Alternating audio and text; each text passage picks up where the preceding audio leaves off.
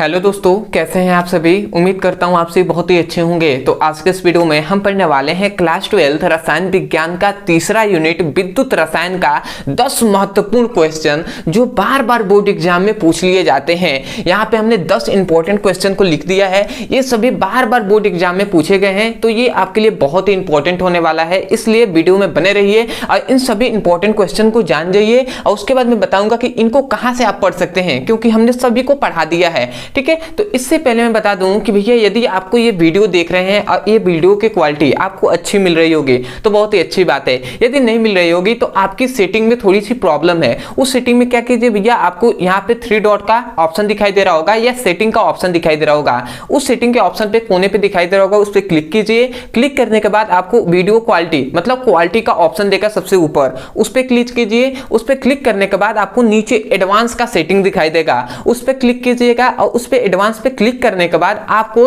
360p पर click कर देना है। उसके बाद आपको वीडियो की क्वालिटी अच्छी हो जाएगी और उसके बाद हम समझेंगे बहुत ही आसानी तरीके से एक एक करके। देखिए तो चलिए हम देख लेते हैं। तो सबसे पहले यहां पे लिख दिया गया है कि विशिष्ट चालकता का क्या तात्पर्य है, इसका मात्रक लिखिए। यह सबसे पहला क्वेश्चन है। क्या भैया कि विशिष्ट चालकता क्या तात्पर्य है, विशिष्ट चालकता का क्या तात्पर्य है, इसका मात्रक क्या होता है। भैया हमने सभी को पढ़ा दिया है। यदि आप इन सभी का टॉपिक को पढ़ना चाहते हैं तो आपके पास 3 तरीके में बताऊंगा जहां से आप पढ़ सकते हैं। ठीक है, पहले हम जान लेते हैं कि वो कौन कौन सा है। तो ये सबसे पहला इंपॉर्टेंट टॉपिक। दूसरा इंपॉर्टेंट टॉपिक है कोलराउस का नियम क्या है।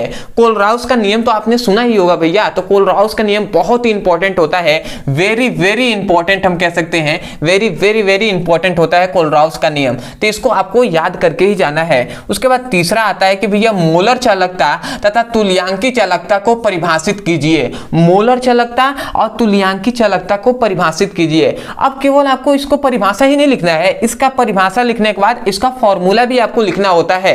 ठीक है, इसका फिगर भी आपको बनाना होता है। तो आशा करते हैं आप समझ गए होंगे, क्योंकि भैया यदि आपसे 3 नंबर में क्वेश्चन पूछ लिया जाता है तो केवल परिभाषा लिखेंगे तो 2 ही नंबर आपको दिया जाएगा। इसका फॉर्मूला भी आप लिखेंगे तो एग्जामिनर समझेंगे कि हाँ भैया अच्छे से पढ़ाया हुआ है लड़का, तो आपको अच्छा नंबर दिया जाएगा। तो आशा करते हैं आप समझ गए होंगे। उसके बाद आता है भैया चौथा इंपॉर्टेंट क्वेश्चन कि मोलर चालकता तथा तुल्यांकी चालकता में क्या संबंध होता है।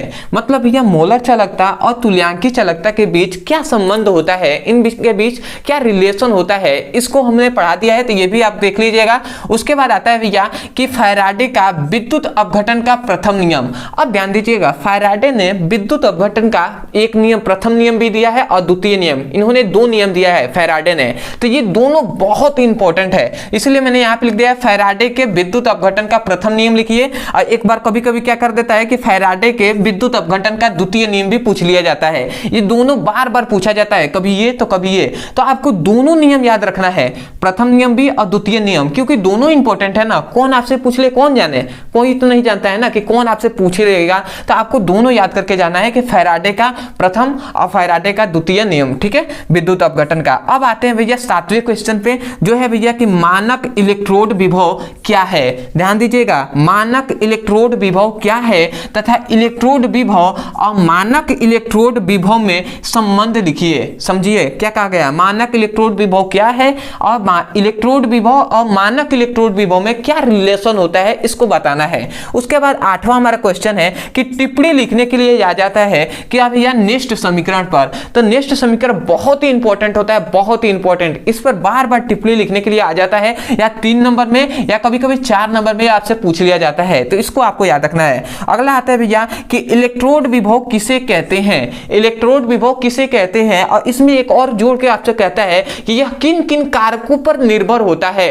तो ये भी पॉइंट्स आपको याद रखना है कि इलेक्ट्रोड विभव किसे कहते हैं और ये किन किन कारकों पर निर्भर होता है। ठीक है, तो ये 9वां हो गया। अब आते हैं भैया 10वां, जो कि वेरी वेरी इंपॉर्टेंट है कि भैया विद्युत रासायनिक श्रेणी क्या है। विद्युत रासायनिक श्रेणी क्या है और इसके प्रमुख लक्षण आपको लिखना है। लक्षण मतलब गुण, और इसका उपयोग भी लिखना है। प्रमुख उपयोग कहें या अनुप्रयोग कहें, दोनों बात एक ही है। तो आशा करते हैं कि भैया ये जो आपको 10 इंपॉर्टेंट टॉपिक बताए गए हैं यह आपको बेहतरीन तरीके से समझ में आ गया होगा।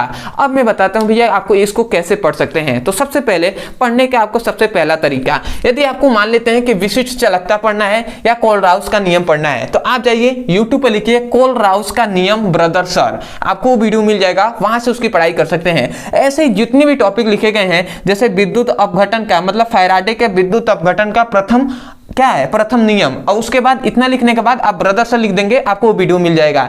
यदि ये ऐसा नहीं करना है, ऐसे आप पढ़ सकते हैं, या दूसरा तरीका आपके लिए यहाँ पे नंबर दिया जा रहा होगा, इस नंबर पे आपको केवल व्हाट्सएप कर देना है कि class 12 physics chemistry all important topic link. तो आपको फिजिक्स और केमिस्ट्री के सभी चैप्टर वाइज एक एक करके इंपॉर्टेंट टॉपिक का लिंक दे दिया जाएगा, वहां से जाकर सभी इंपॉर्टेंट टॉपिक को आप पढ़ सकते हैं, ठीक है। और तीसरा, इसी वीडियो के डिस्क्रिप्शन बॉक्स में आपको नंबर 1, नंबर 2, नंबर 3 इस तरह से आपको नीचे डिस्क्रिप्शन में लिंक दे दिया जाएगा, उस पर क्लिक कीजिएगा और जाकर एक एक को आप पढ़ लीजिएगा। तो आशा करते हैं आपके पास 3 ऑप्शन है, तीनों में से कोई भी आपको बेहतर लगे उस पर आप क्लिक करके पढ़ लीजिएगा।